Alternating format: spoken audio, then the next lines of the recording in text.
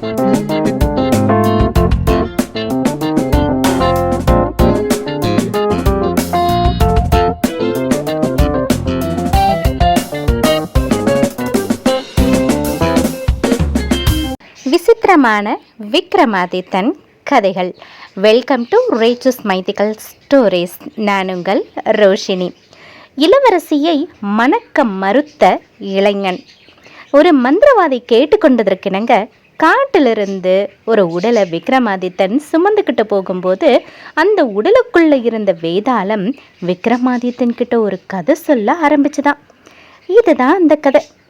ஒரு சமயம் விஜயபுரி அப்படிங்கிற நாட்டில் குருபசேரன் அப்படிங்கிற இளைஞன் வாழ்ந்துக்கிட்டு வந்தாரா. அவருக்கு பிறவியிலேயே அவருடைய கால்கள் சற்று குறைபாடோடு இருந்துதான். மற்றவர்களை போல அவரால் இயங்க முடியாமல் தவிச்சாராம். மேலும் குருபசேனனுடைய தாய் குருபசேரன் சிறு வயதாக இருக்கும்போதே இறந்து போயிட்டாங்களாம். அவருடைய தந்தை 2வது திருமணம் செஞ்சுக்கிட்டாரா. குருபசேனனுக்கு சித்தியா வைத்தவங்க குருபசேரனுடைய உடல் குறைபாட்டை அடிக்கடி சுட்டி காட்டி அவனை மனம் நோகும்படியாக நடந்துக்குவாங்களாம். இதனால் வாழ்க்கையில் ஒரு விரக்தியான நிலையில் இருந்துட்டு இருந்தாராம் குருபசேனன். அப்போது அந்த நாட்டுடைய இளவரசியான இந்துமதிக்கு அவளுடைய தந்தையான அந்த நாட்டின் அரசன் திருமணம் செய்ய பல இளவரசர்கள் கலந்து கொள்ளும் ஒரு சுயம்பரத்தை ஏற்பாடு செய்தாங்களாம். அப்போது இந்துமதி தாம் ஏற்பாடு செய்கிற போட்டியில் கலந்து கொண்டு வீரத்தை நிரூபிக்கிற நபரை மட்டும்தான் திருமணம் செய்ய போகிறதா திட்டவட்டமாக சொல்லிட்டாங்களாம்.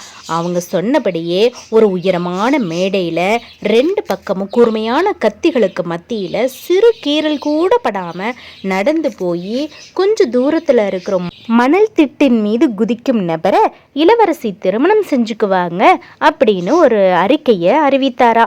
இதை கேட்டு பல இளவரசர்கள் அங்கே கூடினாலும் யாரும் அந்த போட்டியில் கலந்துக்கலையா.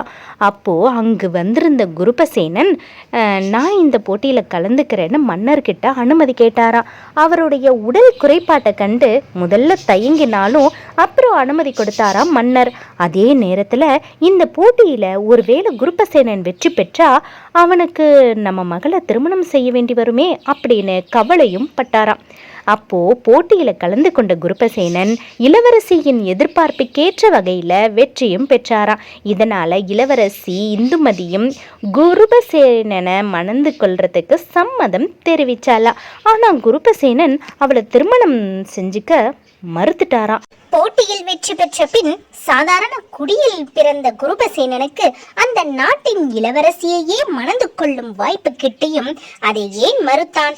இதற்கான விடை உனக்கு தெரிந்தால் கூறு விக்ரமாதித்யா அப்படின்னு வேதாளம் கேட்டுதான். அதுக்கு விக்ரமாதித்தன் பதில் சொல்ல தொடங்கினாரா. குருபசேனன் பல காலமாகவே தனது அங்க ஊனத்தை குறித்து தனது சித்தி குறை கூறியதால் வாழ்வில் மிகவும் நொந்து போயிருந்தான். அப்படிப்பட்டவன் இப்போட்டியை பற்றி கேள்விப்பட்டவுடன் அதில் கலந்து கொண்டு தன்னை போன்ற ஒருவனாலும் எதையாவது சாதிக்க முடியும் என்று உலகிற்கு நிரூபிக்கவே இப்போட்டியில் தனது உயிரையும் பற்றி கவலைப்படாமல் கலந்து கொண்டான். அதில் வெற்றி அல்லது தோல்வி பெறுவதை பற்றி அவன் சிறிதும் அக்கறை கொள்ளவில்லை.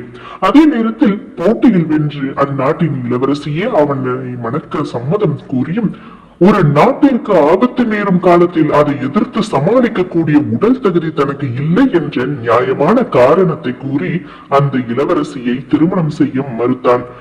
அப்படின்னு விக்ரமாதித்தன் சொன்ன பதிலை கேட்டதும் அந்த வேதாளம் மறுபடியும் பறந்து போய் முருங்கை மரத்தில் ஏறிக்கிச்சான்.